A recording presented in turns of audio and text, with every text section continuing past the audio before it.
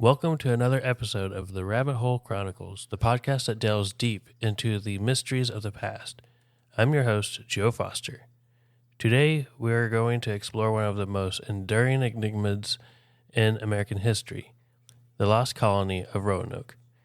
In 1587, a group of English settlers arrived on Roanoke Island, located off the coast of present-day North Carolina, in an attempt to establish the first permanent English colony in the New World. Led by Governor John White, they faced numerous challenges in their new home, but nothing could have prepared them for the mysterious fate that would befall them. So buckle up as we journey back in time to the late 16th century and try to unravel the baffling disappearance of the Roanoke colony. But first, a little housekeeping. If you're enjoying the show, and you haven't done so already, please consider leaving a review and a 5-star rating. It helps a lot by getting the show in front of new listeners. So if you're already listening on Apple Podcasts or Spotify, you're already in the right place. But if you're not, there will be a link in the description to take you to the show on Apple Podcasts or Spotify, so that way you can leave a review on those platforms. Thank you so much for your time, and now back to the show. In the late 16th century, England was eager to establish a foothold in the New World, driven by a desire for wealth, resources, and a strategic advantage over their rivals, particularly Spain. Queen Elizabeth I granted Sir Walter Raleigh a charter to colonize the eastern coast of North America, which ultimately led to the ill-fated Roanoke expedition. Before we discuss the Roanoke colony, let's take a look at the broader context of English exploration during this period. England was a latecomer to the race for the New World, with Spain and Portugal already having established colonies and reaping the benefits of their overseas territories. England's forays into the New World were marked by a series of failed expeditions, including the 1584 Renaissance mission led by Philip Amandes and Arthur Barlow, and the 1585 attempt to establish a military outpost under Sir Richard Grenville. Now let's talk about the man at the center of it all, John White. He was an artist and a cartographer by trade, but as it turns out, also quite the adventurer. Appointed as the governor of the Roanoke colony, he was tasked with leading over 100 men, women, and children across the Atlantic to establish their new home. Talk about a career change, right? The settlers arrived on Roanoke Island in July 1587. And they quickly got to work building their settlement. The island offered a strategically advantaged location with natural defenses, but it wasn't exactly a tropical paradise. Resources were scarce, and tensions between the settlers and the local Native American tribes were high, partly due to the previous failed colonization attempts by the English in the area. It's safe to say that the Roanoke settlers weren't exactly winning any popularity contests with their new neighbors. And you know what they say about first impressions, right? Well, the settlers accidentally burnt down their initial fort during the construction. Not exactly the smoothest start to the new lives in the New World, but hey, we all make mistakes. To make matters even more challenging, they arrived too late in the season to plant crops, which would have severe consequences for their food supply in the coming months. So with the colony established, albeit a bit chaotically, John White realized that they were running low on supplies. He made the difficult decision to return to England to gather more resources, leaving the settlers behind on Roanoke Island. Little did he know that this would be the last time he would ever see them. Now White had planned to return to Roanoke as quickly as possible, but fate had other plans. England was on the brink of war with Spain, and every available ship was needed for the looming conflict. To make matters worse, when White finally managed to secure passage back to Roanoke in 1590, his ship was captured by pirates. Talk about bad luck, right? Anyway, after some swashbuckling adventures and several delays, White finally made it back to Roanoke. But when he arrived, the colony was deserted. Not a single settler was in sight. The only thing he found was the word Croatoan, carved in a tree in the letters Crow, C-R-O, etched into a nearby post. No bodies, no signs of struggle, just an eerie silence and a cryptic message. It was like something straight out of a horror movie. White was devastated by the discovery and immediately set out to search for the settlers, believing that they may have moved to Hatteras Island, home to the Croatoan tribe. However, a series of storms and dangerous sea conditions forced him to abandon his search and return to England empty-handed. So what happened to the Roanoke settlers? Well, there are several theories that attempt to explain their mysterious disappearance. Let's dive into some of the most popular ones and consider the evidence for each. Integration with the Croatoan tribe. The cryptic message Croatoan could suggest that the settlers moved to Hatteras Island, home to the Croatoan tribe. Some evidence supports this theory, including archaeological findings of European artifacts in Native American settlements. There are also stories passed down by the Croatoan tribe that describe the arrival of the English settlers and their integration into the community. So did the settlers assimilate with the Croatoan tribe? It's possible, but definitive proof remains elusive. Spanish attack. So let's not forget that England and Spain were on pretty bad terms during this period. The Spanish could have discovered the Roanoke colony and attacked, either killing or capturing the settlers. In fact, the Spanish were actively searching for the English colony, hoping to eliminate it before it became a threat to their interests in the region. However, there's a lack of concrete evidence to support this theory, so for now, it remains just another piece of the puzzle. Disease, famine, or natural disaster. Life on Roanoke Island wasn't easy. The settlers faced harsh conditions, limited resources, and potential conflicts with the local tribes. It's possible that disease, famine, or even a natural disaster could have wiped out the colony. Tree ring studies conducted on Roanoke Island have revealed that the area experienced a severe drought during the period the settlers were there, which could have led to crop failure and a lack of portable water. But again, without more evidence, it's hard to say for sure.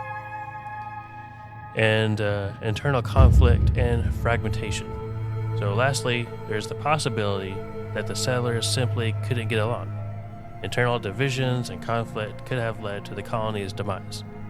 There are some reports of violence and turmoil within the Roanoke settlement, but like the other theories, concrete evidence is scarce. It's also possible that the settlers decided to split into smaller groups and seek refuge among different Native American tribes in the region, with the hope of increasing their chances of survival. So what's happening now in the search for answers about the Lost Colony of Roanoke? Well, researchers haven't given up, and new discoveries continue to be made. Archaeological efforts are ongoing, with digs at various sites on Roanoke Island, Hatteras Island, and the surrounding areas. Some of these excavations have uncovered intriguing artifacts which could potentially be linked to the Roanoke settlers.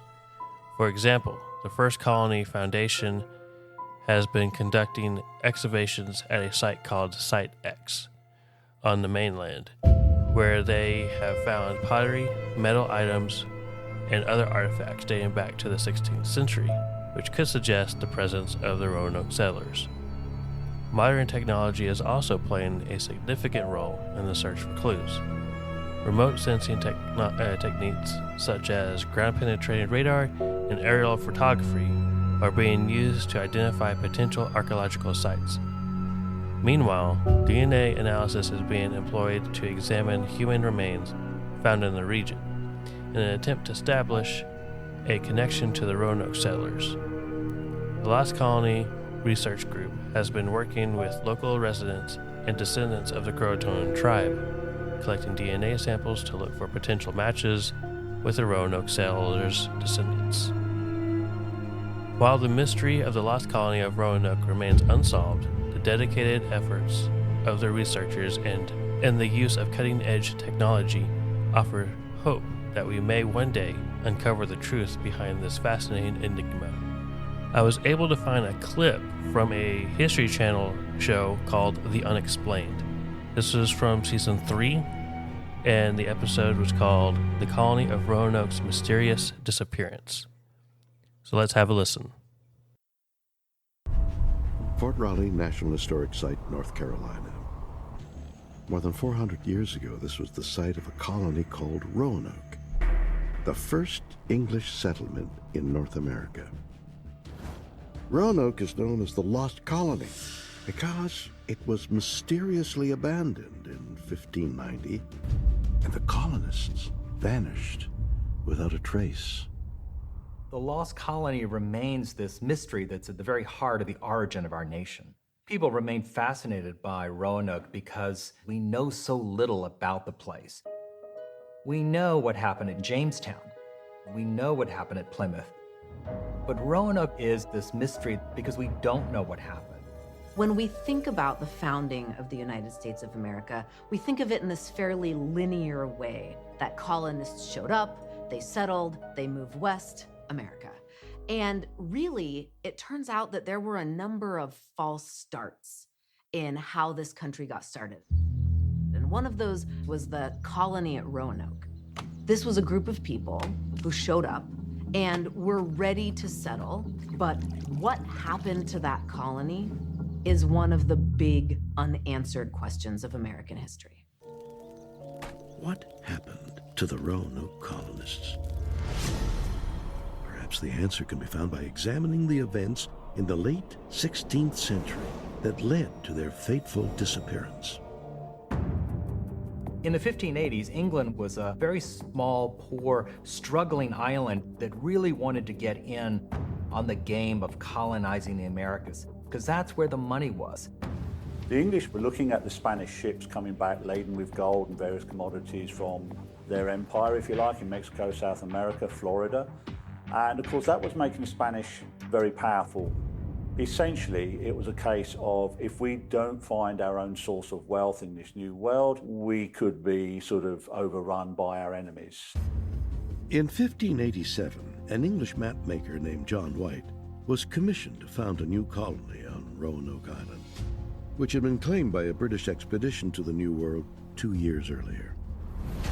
After an arduous 2-month voyage across the Atlantic Ocean, White and 117 colonists landed on Roanoke Island. The people who chose to come along on this ill-fated expedition were middle-class people from London. So they were eager to find new lands, because to have land in England meant everything. That's what gave you status. But they knew they needed more supplies and more colonists in order to succeed, in order to thrive. So John White decided to return to England in order to get those needed supplies and colonists. On August 25th, 1587, only 3 months after first arriving on Roanoke, John White set sail for England. He planned to return with aid in less than 6 months. But a series of conflicts with the Spanish Navy would delay White's return mission for 3 long years. In August of 1590, John White returns to Roanoke Island. They anchor offshore. And when they arrive, it's dark and it's too late for them to go ashore. But John White is happy because he sees a fire in the distance and he assumes that the settlers are there waiting for him, maybe even have seen his ship and have lit a bonfire in order to guide him in. The next morning, White came ashore, expecting to find the colonists there to welcome him back. But to his surprise, there was no sign of them. The entire settlement was completely abandoned. John White gets back to Roanoke, but there's no sign of anyone, and he finds all the houses have been taken down. And in their place is a very, very well-built, defensible fort. So a little bit of a mystery. You've got this new fort that wasn't there in 1587 when he last saw them, and the place is deserted. Where have they gone? Eventually, John White came across a cryptic clue as to the whereabouts of the colonists. He found the word Croatoan, mysteriously carved into a wooden post. John White told the colonists when he left in 1587 that if they were to abandon the settlement, that they should leave a secret token, as he called it, behind, so that he would know where to find them. And this seemed to be the answer. Here was Croatoan carved onto the post. Croatoan was what we call Hatteras today, an island about 50 miles to the south. It's also the name of the tribe of Native Americans who lived on the island. But when John White prepared to set sail to search for the colonists, a storm blew in and damaged his ship, and he was forced to return to England. Unfortunately, John White was never able to return to the New World to search for the lost colonists. But in recent years, archaeologists have carried out extensive excavations to try and solve this 400-year-old mystery. Archaeologists have been digging on Hatteras, what was called Croatoan, and they have come up with some remarkable evidence. The first most important piece of evidence found was a gold ring that was made in Elizabethan times. This was big news because it seemed to indicate the possibility that at least one of the colonists had been on Croatoan Island. And then another competing team was digging on Hatteras Island. And what they found was really intriguing. They actually discovered the hilt of an Elizabethan-era sword that was found in a Native American village. Now, whether or not this is something that belonged to a lost colonist remains to be seen. It's possible some did survive long enough to have a family and that there would have been assimilation with the Croatoans. And yet, considering how much archaeology that's been done, we have no skeletons. Where are they? That is a mystery. If we had found dead bodies scattered or obvious signs of a siege or an attack, that would be the answer that we need. We get this word, Croatoan. But did people actually make it there? Where did they go? What happened to this group of settlers? It's the ambiguity that really keeps this legend alive. It's hard to imagine that an entire colony that was home to over 100 people could just vanish into thin air. Did the colonists at Roanoke simply decide to move somewhere else? Or was there a darker reason behind their disappearance? Now, over the centuries, the story of the lost colony of Roanoke has captured the public's imagination and inspired numerous legends and tales. Some of these stories have become part of the local folklore, adding another layer of the intrigue to the mystery. One such legend tells of the Dare Stones, a series of engraved stones that purportedly tell the story of the Roanoke settlers' fate. These stones were discovered in the 1930s and initially generated a great deal of excitement among historians. However, the stones were later determined to be forgeries, casting doubt on their authenticity. Another fascinating tale is that of Virginia Dare, the first English child born in the New World and the granddaughter of John White. According to the legend, Virginia was transformed into a white doe by an angry Native American sorcerer, and she continues to roam the forests of Roanoke Island to this day. While this story is more folklore than fact, it demonstrates the enduring fascination with the lost colony of Roanoke. So there you have it, the enduring mystery of the lost colony of Roanoke. We've looked at the main theories from integration with the Croatoan tribe and Spanish attacks to disease, famine, or natural disasters, and even internal conflicts. We've also explored recent research efforts and the legends that have sprung up around this captivating historical enigma. While we may not have definitive answers, the intrigue surrounding the Roanoke settlers' disappearance continues to capture our imaginations. I encourage you, our listeners, to dig deeper, explore the theories, and maybe even come up with some of your own. Who knows? Perhaps one of you will be the one to finally solve the mystery of the Roanoke settlers' disappearance.